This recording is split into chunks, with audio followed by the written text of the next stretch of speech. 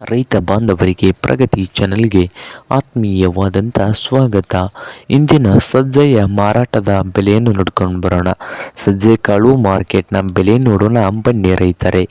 ಇಂದು ವಿಜಯಪುರ ಮಾರುಕಟ್ಟೆಯಲ್ಲಿ ಒಂದು ಕ್ವಿಂಟಲ್ ಸಜ್ಜೆ ಕಾಳಿಗೆ 2,400 ರೂಪಾಯಿದಿಂದ 2,500 ಗರಿಷ್ಠ ಬೆಲೆ ಆಗಿದೆ. ಹಾಗೆ ಬಾಗಲಕೋಟೆ ಮಾರ್ಕೆಟ್ನಲ್ಲಿ ಒಂದು ಕ್ವಿಂಟಲ್ ಸಜ್ಜೆ ಕಾಳಿಗೆ 1,800ದಿಂದ 2,000 1,800ದಿಂದ 2,000 ರೂಪಾಯಿವರೆಗೆ ಬಾಗಲಕೋಟೆ ಮಾರ್ಕೆಟ್ನಲ್ಲಿ ಒಂದು ಕ್ವಿಂಟಲ್ ಸಜ್ಜೆಯ ರೇಟು ಇದೆ. ಹಾಗೆ ರಾಯಚೂರು ಮಾರ್ಕೆಟ್ನಲ್ಲಿ ಒಂದು ಕ್ವಿಂಟಲ್ ಸಜ್ಜೆಗೆ 2,000ದಿಂದ 2,100 ರೂಪಾಯಿವರೆಗೆ ನಡೀತಾ ಇದೆ.